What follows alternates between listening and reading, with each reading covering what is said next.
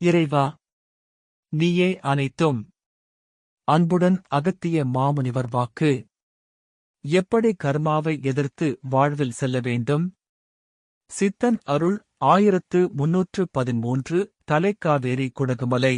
பிப்ரவரி 11, 2023 அன்று குருநாதர் அகத்திய பெருமான் உரைத்த பொதுவாக்கு. வாக்குரைத்த ஸ்தலம் தலைக்காவேரி குடகு மலை. ஆதி முதல்வனை மனதில் எண்ணி செப்புகின்றேன் அகத்தியன். அப்பனே, எம்முடைய ஆசீர்வாதங்கள் என் பக்தர்களுக்கு சென்று கொண்டே இருக்கும். ஆனாலும் அப்பனே, பல பல கர்மா வினைகள் பின் அண்டி வரும் காலங்களில் அவையெல்லாம் நிச்சயம் மாற்றத்தை உருவாக்கும். நிச்சயம் பல புண்ணிய நதிகளில் நீராட அப்பனே, நிச்சயம் மாற்றங்கள்தான் உண்டு. அனைத்து ஆட்டங்களை ஆடிவிட்டு கடைசியில் வயதான நேரத்தில் இறைவனை வணங்குவதும் புண்ணிய தீர்த்தங்களில் நீராடுவதும். இருப்பினும் ஒரு சந்தர்ப்பம் இறைவன் கொடுக்கின்றான் அப்பனே திருந்துவதற்காக. அப்பனே, அதையாவது சரியாக பயன்படுத்திக் கொண்டு இறைவன்தான் அனைத்திற்கும் காரணம் என்று உணர்ந்துவிட்டால் அவனே மிக அப்பனே உயர்ந்தவனாகின்றான் என்பேன் அப்பனே. மீண்டும் மீண்டும் கர்மாக்கள் சேர்த்துக் கொண்டே இருப்பவன் ஆனாலும் சிறிது காலத்திற்கு நன்றாகத்தான். இதனால்தான் பல பல வழிகளிலும் கூட புண்ணிய நதிகளை யாங்கள் உருவாக்கினோம். இப்பொழுது கூட பல சித்தர்கள், ஞானிகள், ரிஷிமார்கள், குருமார்கள் இவர்கள் எல்லாம் காவேரி, இன்னும் ஏராளமான, பின் தாமிரபரணி, இன்னும் அப்பனே, இன்னும் கங்கை தன்னில், பிரம்மபுத்ரா, பின் நர்மதா, தபதி, பின் சிந்து இப்புண்ணிய நதிகளில் நீராடிவிட்டு சென்றே கொண்டிருக்கின்றார்கள்.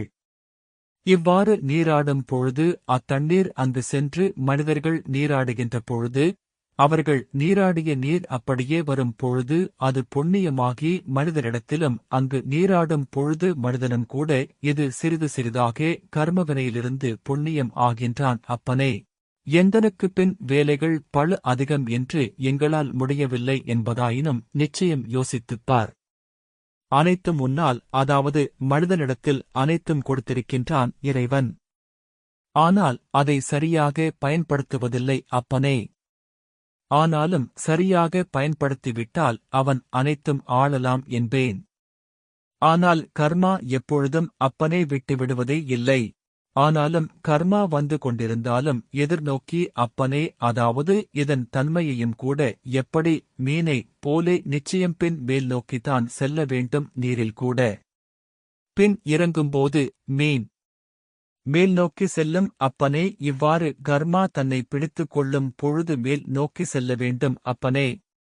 மனிதன் அதாவது எப்படி செல்ல வேண்டுமென்றால் திருத்தலங்களை கூட நாடி பல புண்ணிய நதிகளில் கூட நீராட வேண்டும்.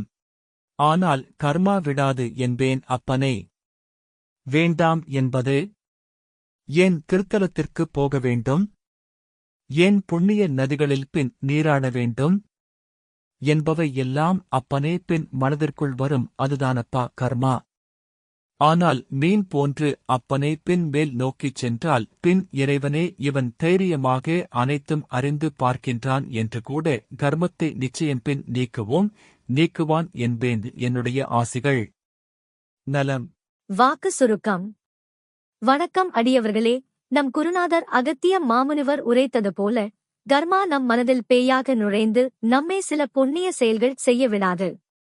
உதாரணமாக அதிகாலையில் எழுதல், பல ஆலயங்களுக்கு செல்லுதல், பல புண்ணிய நதிகளில் அடிக்கடி நீராடுதல் போன்ற செயல்களுக்கு நம் மனதில் இருந்து கர்மா விடாது. ஏன் திருத்தலத்திற்கு போக வேண்டும்? ஏன் புண்ணிய நதிகளில் நீராட வேண்டும் என்பவை எல்லாம் மனதிற்குள் வரும். அதுதான் கர்மா. கர்மா ஆற்று நீர் போல தொடர்ந்து நம்மை நோக்கி ஒவ்வொரு வினாடியும் வந்து கொண்டிருந்தாலும் எதிர்நோக்கி, அதாவது எப்படி மீனை போலே நிச்சயம் மேல் நோக்கிதான் செல்ல வேண்டும். நீரில் கூட பின் இறங்கும்போது மீன் மேல் நோக்கி செல்லுமோ அதுபோல கர்மா நம்மை பிடித்துக் கொள்ளும் பொழுது அதனை எதிர்த்து நாம் தான் மேல் நோக்கி இறைவனிடம் செல்ல வேண்டும். எப்படி செல்ல வேண்டுமென்றால் திருத்தலங்களை கூட நாடி பல புண்ணிய நதிகளில் கூட நீராட வேண்டும். உங்கள் கர்மாக்களை நம் குருநாதர் அகத்திய மாமுனிவர் உரைத்தது போல எதிர்த்து செல்லுங்கள். இறைவன் உங்கள் கர்மத்தை நீக்குவார். ஓம் அன்னை ஸ்ரீ லோபாமுத்ரா உடனுரை தந்தை அகத்திய மாமுனிவர் திருவடிகளில் சமர்ப்பணம். சர்வம் சிவார்ப்பணம்.